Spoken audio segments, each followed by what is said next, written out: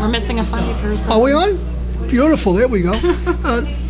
We have actually we have a lot of talent here, and we have a lot of people with a lot of chutzpah who keep trying and knocking at the door and doing the different things you do, especially in the world of comedy. Like, I'm in some of these web series that you see sometimes, and sometimes I have a very small part, and sometimes I have kind of a bigger part. And I don't know who you're pointing at. You better move that camera over.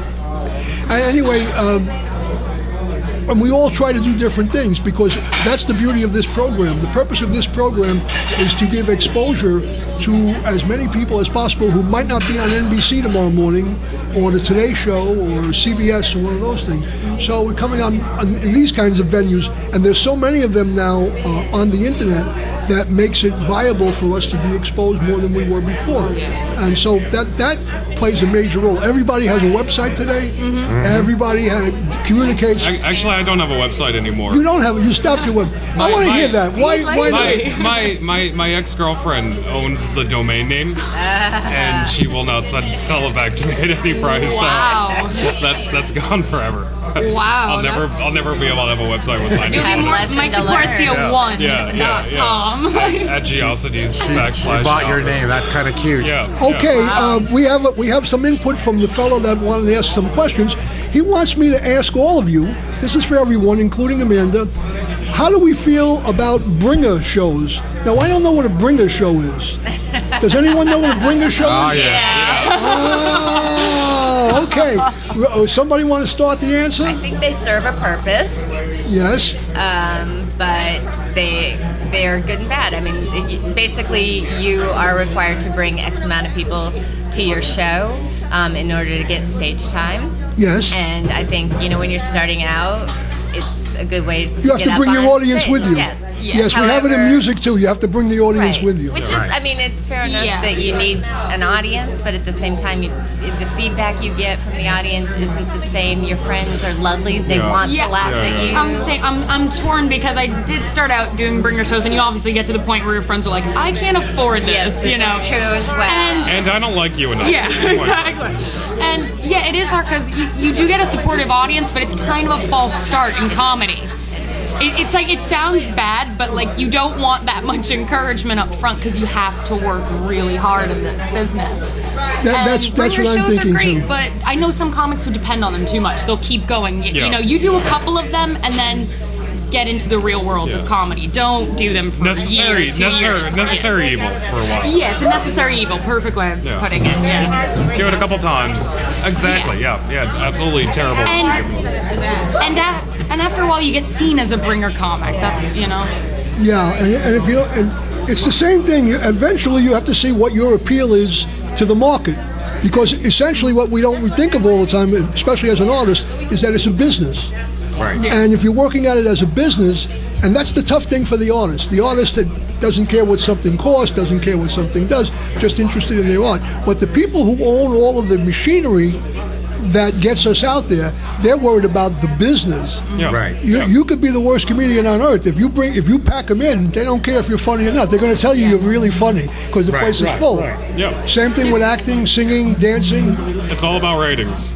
Everything is about There's it. a reason it's called show business. There is the word But I think business it's like in there. it's at the two ends of the spectrum, because I think you're technically doing bringers when you start, but then the reality is as you get very good, there is an expectation that because you're funny, because you've developed a true fan base, that when you put up on your Twitter or whatever, hey, I'm at this club, that your name alone and your fan base will come. So it's that business aspect is always there. It's just different expectations. Well, what this fellow, whoever is texting us, I don't know if it's a man or a woman, it's probably a comedian, and we appreciate their input.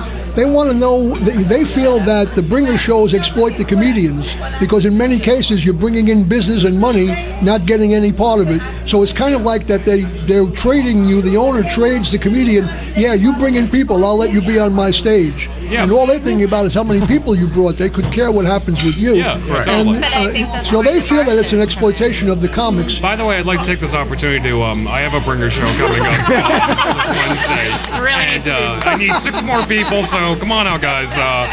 Codename Fun. Another question from a listener: how often, if at all, do any of you do open mics?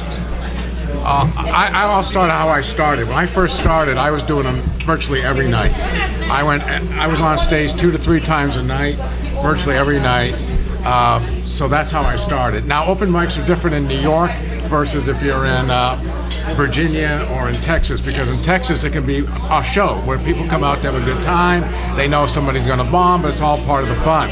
And New York, it's all other comics just staring at you, so it's a whole different ball game. But I was out every night when I first started. Now, quite honestly, not too often. No. That's the way that you get the 1,000-yard stare.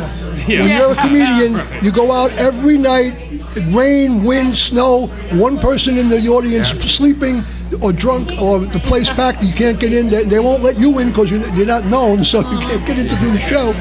It doesn't matter. That's how you get that 1,000-yard stare. That's how you know when to change gears when it doesn't work.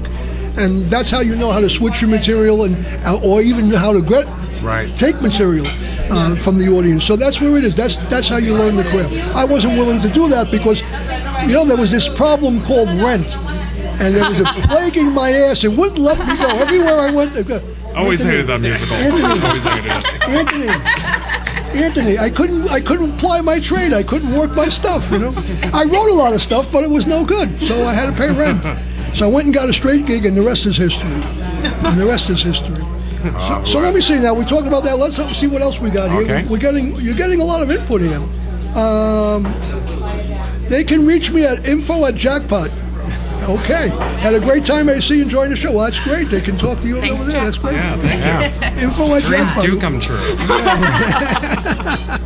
We appreciate the input, and we appreciate you're listening and watching on YouTube the AC Lowe Show. We broadcast live from Umberto's Clam House at 132 Mulberry Street in the heart of Little Italy, very Little Italy, right here in New York City. And we're broadcasting to the city of New York. We're broadcasting to the United States. We're broadcasting to the world. We will have a particular debt of gratitude this evening to the people in the Aleutian Islands who have listened every single week for the last 3.5 years without fail. Someday I'm going to get up to the Aleutian Islands, and I'm going to come and say hello to you. But in the meantime, all of you over there in the Aleutian Islands, I want to say it's just a fantastic thing that what you're doing, and we appreciate your support.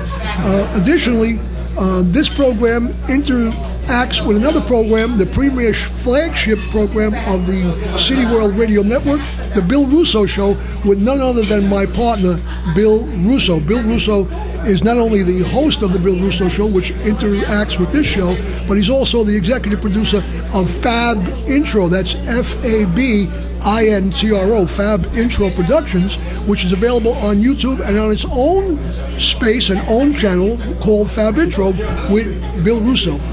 Bill Russo started in this radio network, which used to be the old Shintani Network, and he brought me to this station, and I'm much appreciative to it. Now we've become partners here on the radio, and Bill is he's here tonight, he's behind the camera doing the camera work, and we're going to give Bill a special round of applause here. We are talking with a fabulous group of people. We lost one comedian, and I guess that's part of the tragedy of comedy. What a metaphor for the career. Very much like Vietnam. She's been here 3 times this evening. She came in and out 3 times. Says now, and she's not the first woman to say that to me either. By the way, that's another thing. But yeah, I don't know where she is. She might come back. What's her name? Her name is Angela Scott, and she's a fine comedian. And she came here. I believe that I think that you brought her here the first time. Yes, I think so. So in the meantime, we're still talking with Jerry Shack, Julian Notwicz, Mike Decorsia, Monica Vida, Amanda Gordon, right over there. And I think that we've covered pretty much some of the topics that we wanted to cover.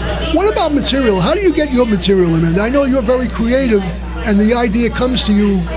How do you put it together? How do you get it like and where it's got to go? To quote Marty Friedberg, materials everywhere.